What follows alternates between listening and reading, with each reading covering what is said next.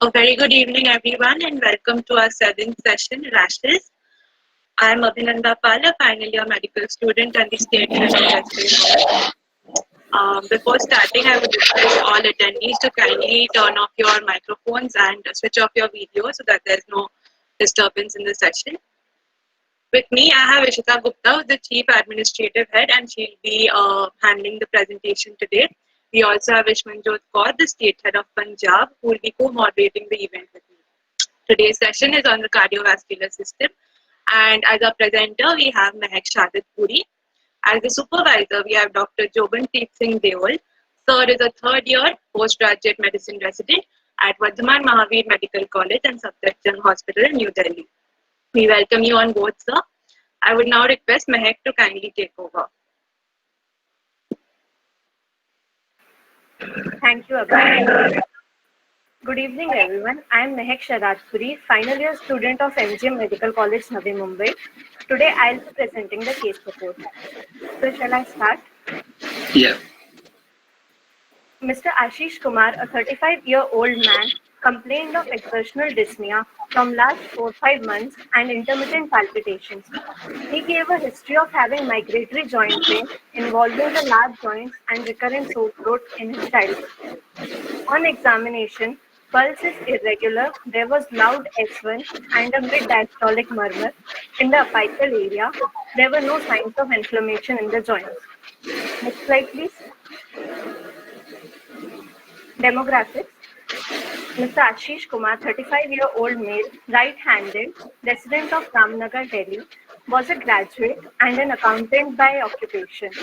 The history was given by the patient himself and it was reliable.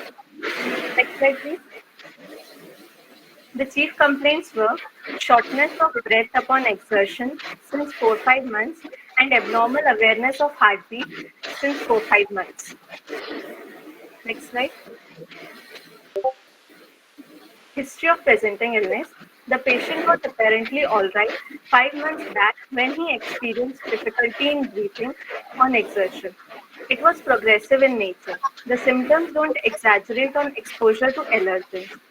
He also complained of breathlessness even on performing less than ordinary physical activity, that is NYHA class 3.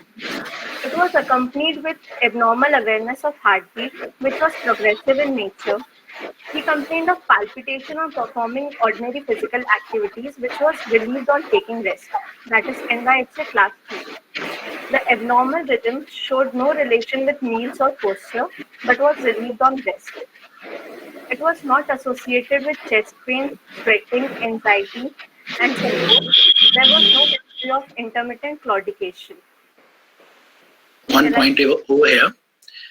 Any patient who is having complaint of exertional shortness of breath or exertional palpitations or exertional chest pain, so that favors that we are dealing with a cardiovascular case. But try to avoid saying NYHA class in the history of present illness, because you cannot be very sure in the beginning itself that you are dealing with a cardiovascular system. Only in the summary part you can mention about the NYHA class. Otherwise, you just keep it as simple that patient used to have difficulty when doing this type of work initially, and from last how it has progressed to the present status. So exertional the part exertion is very important because that gives you a clue that you are dealing with the cardiovascular system. Next slide, please. There was no history of easy fatigability, swelling in the lower limbs, and cyanosis. There was no history of fever, hematuria, joint pain, abdominal pain, visual disturbances, or reddish spots on the body. There was no history of bowel disturbances, no history of anorexia, weight loss, increased appetite. There was no history of cold intolerance, hair loss, or memory loss. Weight gain and poor appetite was absent. There was no history of engorged veins and bowel distension. Okay, one important point I want to mention here, like say if we are talking about a valvular heart disease, so in history itself we can have a clue that whether we are dealing with a stenotic lesion or a regurgitant lesion. So at onset, if a patient is having complaint of mainly palpitations, that suggests that possibly we are dealing with a regurgitant lesion. But if at onset initially the patient has complaint of shortness of breath and then subsequently he developed palpitations. So shortness of breath at onset, that suggests we are dealing with a stenotic lesion. Okay. Shall I proceed? Yes. Next slide, please. Past medical history. There was no history of diabetes, pulmonary coughs, hypertension, Hansen's disease, coronary artery disease, and bronchial asthma. There was a history of rheumatic fever in childhood, history of recurrent sore throats, migratory joint pains involving knee and shoulder joint. There was no history of blood transfusions, jaundice, or allergy. So shall I proceed? Yes. Next slide, please. Personal history. Diet was vegetarian. He denied of any addictions like smoking, tobacco, alcohol, or substance use.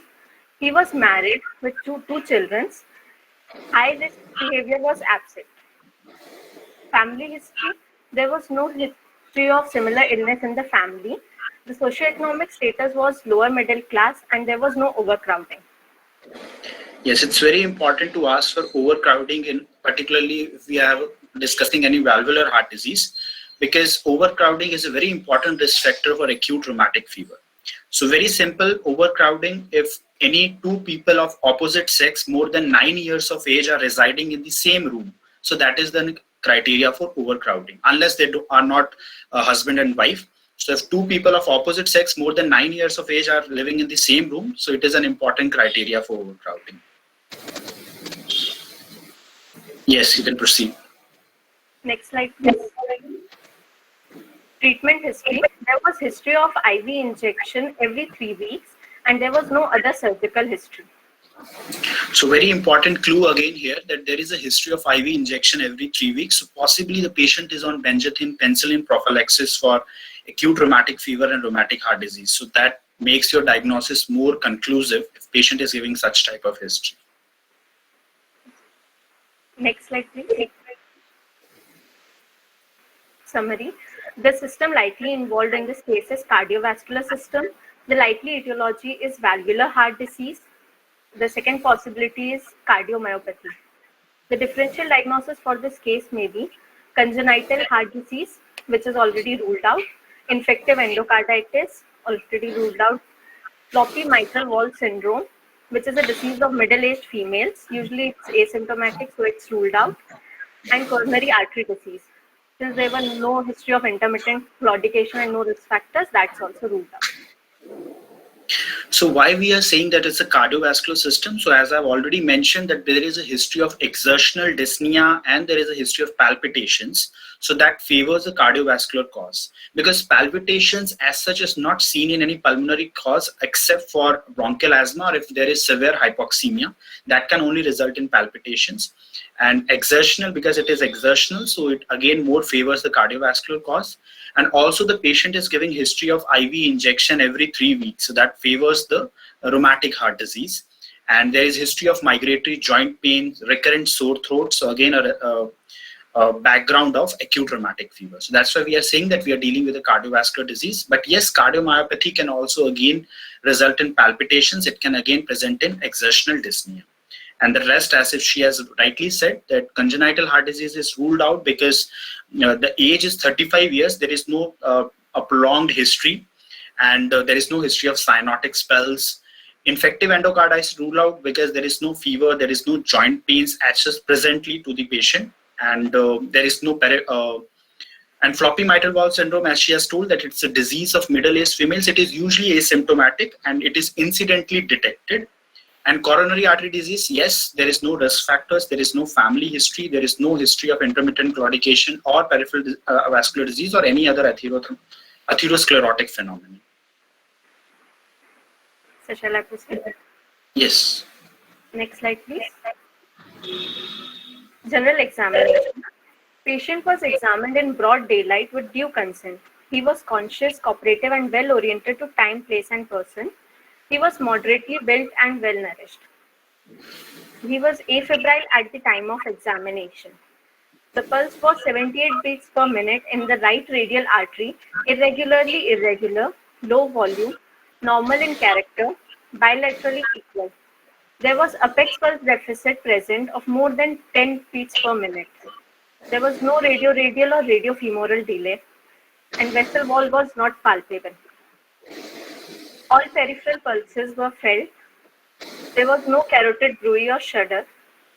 Blood pressure was 100 by 70 mmHg, taken in the right brachial artery in supine position at the level of heart. Respiratory rate was 20 breaths per minute. The respiration was abdominothoracic, and there was no use of accessory muscles of respiration. Okay, I just want to give a minute to the pulse and blood pressure because it's very important in a cardiovascular system.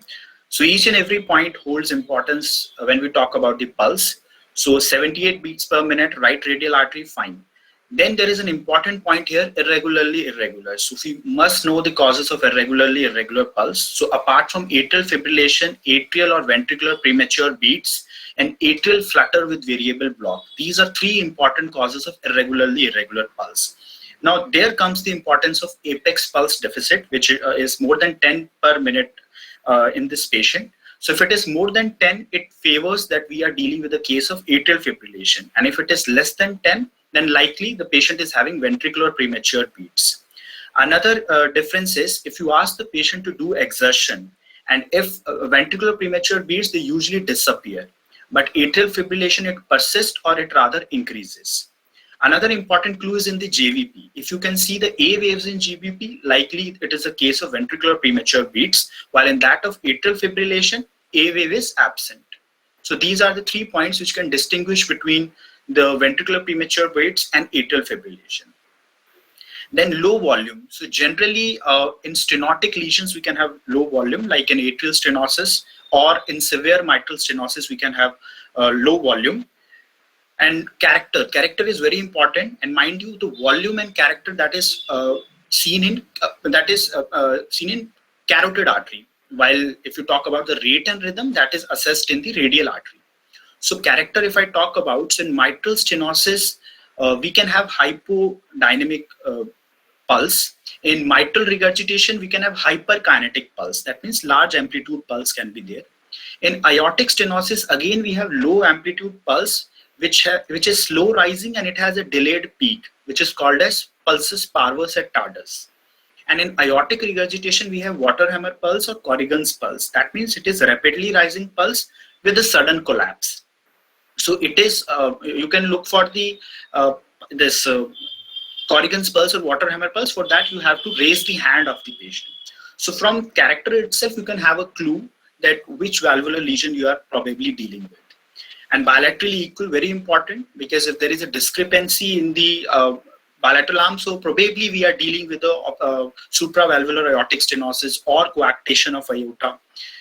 And no radioradial and radiofemoral delay. So if there is a radioradial delay, likely we are dealing with a case of Takayasu arteritis or preductal coarctation of aorta. And radiofemoral delay, again, postductal coarctation of aorta is an important cause. Vessel wall is not just palpable, it is a normal finding. If it is palpable, abnormally palpable, that means you are dealing with a vasculitis or a calcified arteries, arteriosclerotic process. And no carotid bruit or shudder. So if it is present, so that favors severe aortic stenosis. And talking about the blood pressure, it is very important that you look for the blood pressure in all the 4 limbs in a cardiovascular system. Because if there is a discrepancy of more than 10 mmHg in the systolic blood pressure in both arms, so that is again abnormal. That suggests we are dealing with coarctation of aorta or supravalvular aortic stenosis. And discrepancy of more than 20 mmHg in our arms and legs, that again is abnormal. And if the systolic blood pressure in popliteal artery exceeds more than 20 mmHg than that of brachial artery, that is called a Hill sign, and that suggests that patient is having aortic regurgitation. Another important thing in blood pressure is to look for the pulse pressure. So normally the pulse pressure is 30 to 60 mm of Hg. If it is less than 30, so probably you are dealing with a severe aortic stenosis. And if it is more than 30, so more than 60, so then you are dealing with likely aortic regurgitation. So pulse pressure is also very important. You can proceed. Next slide, please. JVP was not raised. Pallor was present. Express clubbing, cyanosis, lymphadenopathy, and edema were absent. There were no self-repeating nodules seen, and there was no erythema marginatum seen. There were no scars and sinuses visible. No peripheral signs of infective endocarditis and aortic regurgitation present. No evident musculoskeletal deformity, and no features of Marfanoid habitus. Okay, so JVP can give us a clue. Particularly, it is important in the setting of mitral stenosis or tricuspid stenosis. If a patient is having atrial fibrillation, so A wave will be absent. If patient is having pulmonary regurgitation, then patient will be having prominent A wave. And if a patient is having tricuspid regurgitation, then prominent V wave is there. So JVP is important in context of mitral stenosis. Pallor, it is present, so it is again an important finding because usually it is an exacerbating factor for heart failure. So pallor, pregnancy, exertion, and thyrotoxicosis, beriberi, AV fistula. So these are the conditions which can result in high output states. So they can result in functional murmurs also, and they can exacerbate the pre-existing heart disease also. Icterus, they can be seen if the patient is in congestive cardiac failure. So because of congestive hepatomegaly, patient can have icterus. Clubbing, it is seen in infective endocarditis, cyanotic congenital heart disease, and apart from that, it can also be seen in left atrial myxoma. Cyanosis, cyanotic congenital heart disease. Lymphadenopathy, particularly if a patient is having acute rheumatic fever. So apart from sore throat, patient is having tender this cervical lymphadenopathy. So if a patient is having sore throat with tender lymphadenopathy, cervical lymphadenopathy, so in a endemic setting like ours, it has to be treated as a streptococcal pharyngitis. Why it is important? Because if you treat the streptococcal pharyngitis within 9 days of its onset, so that patient is unlikely to develop the rheumatic heart disease. Edema, again, it is a feature of congestive cardiac failure. Subcutaneous nodules, erythema marginatum, they suggest that patient is having acute rheumatic fever. And peripheral signs of infective endocarditis like splinter hemorrhages, Janeway lesions, short spots, oscillatory nodes, all that things. And very, very important to look for the Marfanoid habitus because it can result in aortic regurgitation. Yes. Shall I proceed? Yes. Next slide, please. Systemic examination, cardiovascular system. On inspection, chest wall was normal, trachea appeared to be central. There was no precordial bulge. Precordium is not pulsatile. The apex impulse was visible approximately 2 centimeters below the left nipple. No other pulsations were visible. No scars, sinuses, and dilated veins seen. So again, everything is very important here. Precordial bulge. Precordial bulge is usually seen in a long-standing right ventricular hypertrophy. Precordium is pulsatile or not? Very important finding because if precordium is pulsatile, likely you are dealing with a regurgitant lesion. So from very onset, you can say that patient is having probably MR or AR if the precordium is pulsatile. Apart from that, in VST also you can have it. Apex impulse is the lowermost and outermost point of definite cardiac pulsation, which is seen and usually in fifth intercostal space in mid-clavicular line. What other pulsations you have to look for? The carotid artery pulsations, the pulmonary artery pulsation, the suprasternal pulsation, epigastric pulsation, and interscapular and infrascapular pulsations. So this is all you have to look for. Next slide, please. On palpation, there was no local rise of temperature, no tenderness over the precordial area. The apex beat was tapping tight and felt in fifth intercostal space in the mid-clavicular line. Palpable P2 was felt in second left intercostal space in sitting position while leaning forward. There was no palpable pulsations in other areas. Left lower parasternal heave was present. Diastolic thrill was felt over apical area in the left lateral position. Yes. So apex beat, again very important. Apex beat, tapping apex beat essentially suggests that patient is having mitral stenosis because there is no other cause of tapping apex beat. Tapping means palpable S1. It will just touch your fingertip and go away. So that is tapping apex beat. And another two important apex beat in valvular heart disease is heaving and hyperdynamic apex beat. So there is a difference. Heaving means there is increase in amplitude as well as there is increase in duration.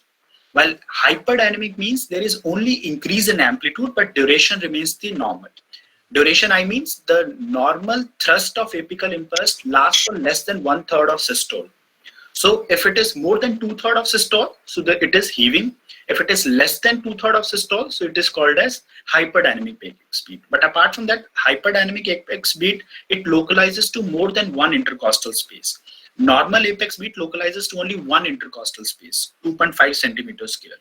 If it is more than one intercostal space, then it is hyperdynamic apex beat. Hyperdynamic apex beat again suggests that you are dealing with a regurgitant lesion, MR or AR, while heaving apex beat suggests that you are dealing with aortic stenosis. Palpable P2, again, it suggests that patient is having pulmonary hypertension, which could be secondary to mitral stenosis or severe mitral regurgitation. Again, no palpable pulsations in other areas. Parasternal heave, left lower parasternal heave can be seen in two important conditions. One is right ventricular hypertrophy, which could be secondary to mitral stenosis, or it could be also seen in left atrial enlargement, massive left atrial enlargement. And thrills, they hold importance in each of their areas. One important thing about thrill is, whenever thrill is present, that means that it is an organic murmur. So whenever if you are asked a question that whether it is an organic murmur or it is a functional murmur, so if thrill is present, that essentially suggests that patient is having an organic murmur. Okay. Next slide, please. Auscultation. The first heart sound was heard. It was loud and it was heard in mitral area, but it was irregular. Second heart sound, there was narrow splitting of S2 and loud P2 was heard. Third and fourth heart sounds were not heard. Murmur was low-pitched rumbling mid-diastolic murmur. It was of grade 4, heard with patient in the left lateral position, and best heard with bell of stethoscope on expiration after walking and squatting. No murmur heard in other areas. No pericardial rub or knock heard. Okay, so first heart sound, loud S1. There are two important causes of loud S1. One is mitral stenosis, another is tachycardia. So if the patient is not having tachycardia and you are having a valvular heart lesion, so likely you are dealing with again mitral stenosis. And it is irregular, so that suggests patient is having atrial fibrillation. Loud P2, again it suggests pulmonary hypertension, which could be secondary to mitral stenosis or severe mitral regurgitation. S3 is usually seen in mitral regurgitation, and it can also be seen in aortic regurgitation, and S4 is seen in aortic stenosis. Murmur, it is a typical description of murmur of mitral stenosis. It is low-pitched murmur. Let me tell you, all other murmur, be it of AS, AR, MR, they are high-pitched murmur. The MS murmur is only low-pitched murmur, and the typical character is rumbling murmur, better heard with bell of the stethoscope. So only three heart sounds are better heard with bell of stethoscope. One is MS murmur, another is S3, S4, because all of these are low-pitched sounds. And there is no murmur heard in other areas, but in a patient of mitral stenosis, we can have the murmur of pulmonary regurgitation, and we can have also the murmur of tricuspid regurgitation. So they are the other murmurs which can be seen accompanied by a mid-diastolic murmur of MS. Okay, and there is no additional heart sounds in this. We are very curious about the opening snap in the setting of mitral stenosis, but mind you, if the patient is in atrial fibrillation, opening snap is absent. Similarly, if a patient is having MR associated with MS, then again opening snap will be absent. And apart from that, in murmur of MS, there is pre-systolic accentuation also, so which is also usually absent in the setting of atrial fibrillation. So shall I proceed? Yes. Next slide, please. Respiratory system examination.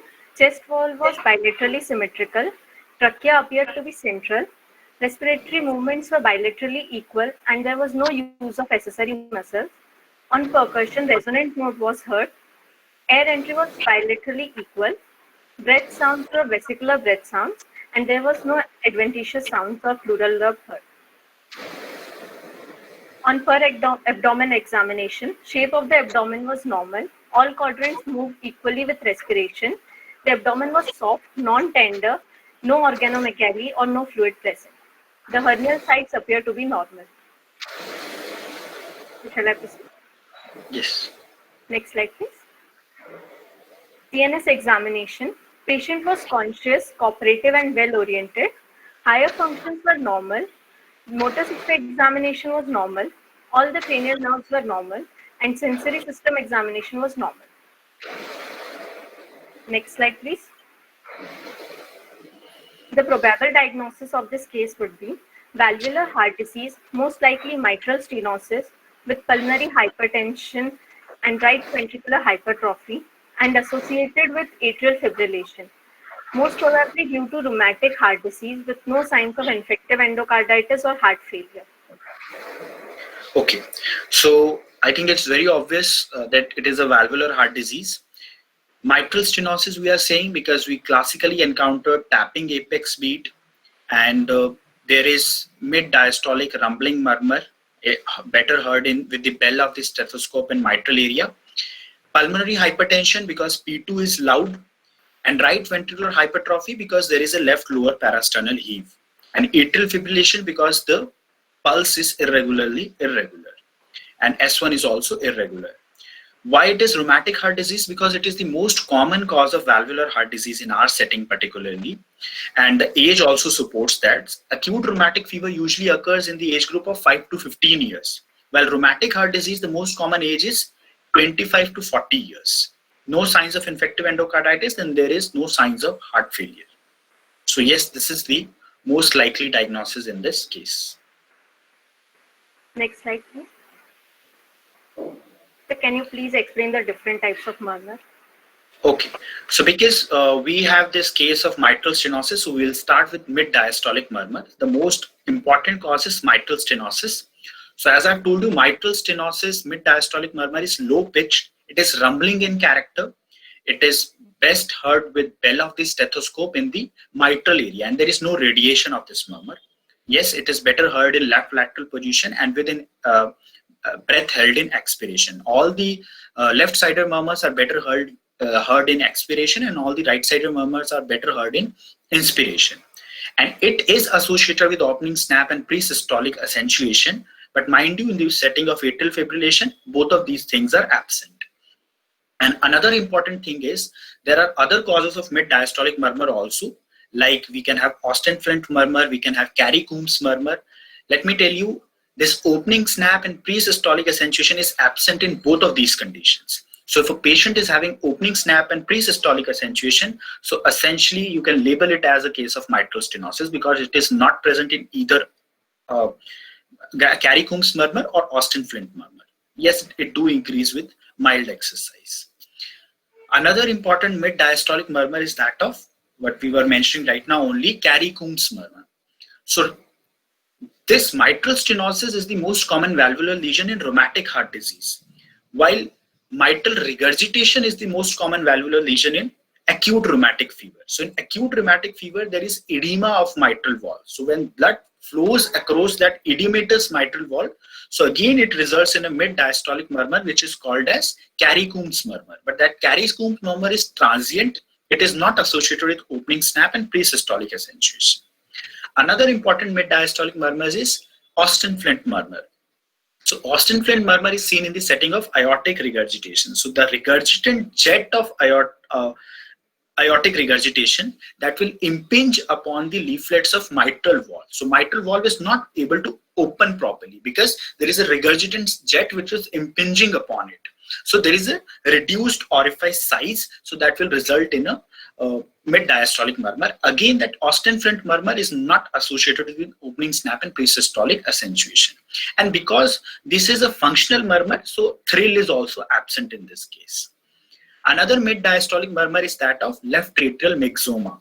Why it is important? Because it is the only murmur which will increase in, which will change in intensity and duration with the position. So if asked which murmur change in intensity and duration with position, so that would be the answer would be left atrial myxoma. And the rest one is the mid-diastolic murmur of tricuspid stenosis. So the important two difference in a case of tricuspid stenosis is, one is that murmur will be better heard in inspiration. Another is, if you look at the JVP, so there will be prolonged wide descent. So these are the causes of mid-diastolic murmur. Now, if I talk about the pansystolic murmur, so the classical cause of pansystolic murmurs is mitral regurgitation. So the description is, it is a high-pitched murmur, it is a blowing murmur, it is better heard with the diaphragm of stethoscope in apical area, and it radiates to axilla. Yes, it radiates to axilla, and it is again better heard in end expiration. And mitral regurgitation murmur, it can also radiate towards the aortic area. So if the posterior leaflet of the mitral valve is getting involved, so it radiates to axilla. But if the anterior leaflet is getting involved, so it radiates to the base of heart, to the aortic area. So you may confuse it with the aortic stenosis murmur.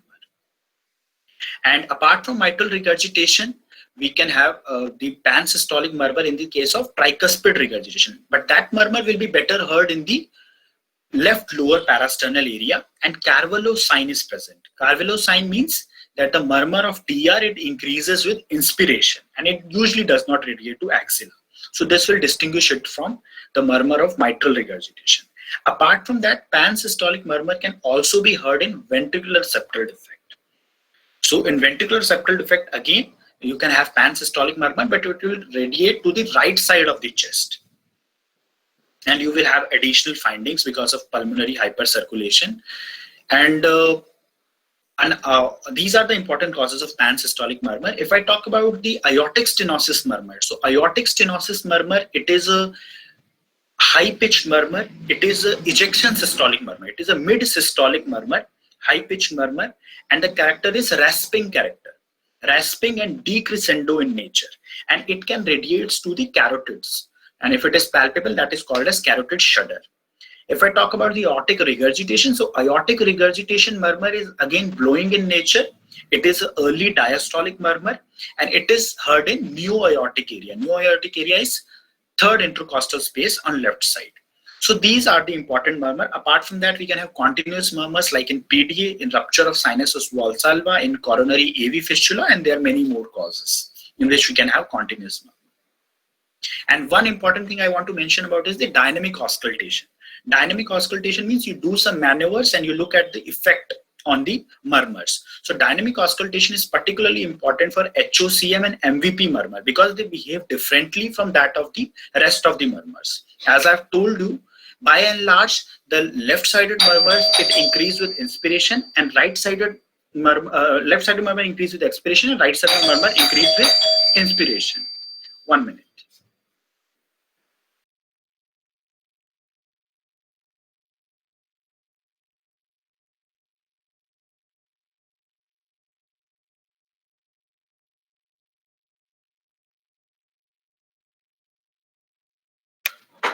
Sorry for the inconvenience.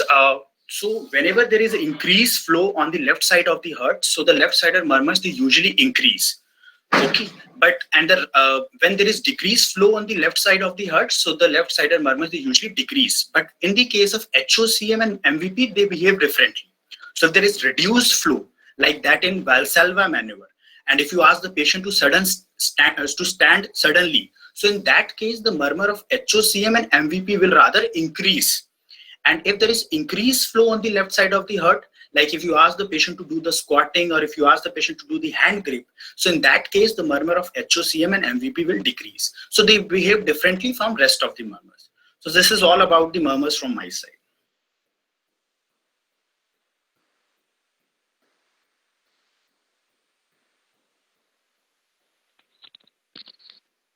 Very good evening, everyone. Now we'll be displaying a question on the screen, and I request you all to use the chat box to answer. The top 3 students who give the correct answer will get a chance to be featured on the Clinicase Instagram page.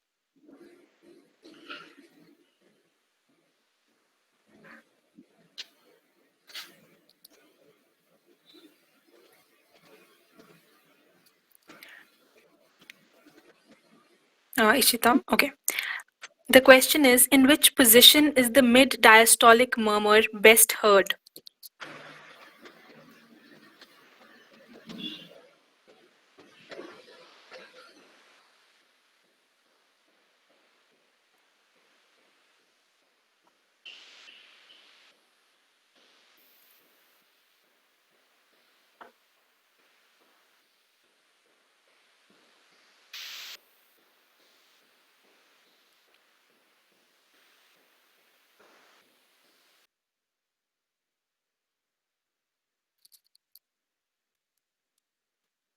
All right, thank you everyone.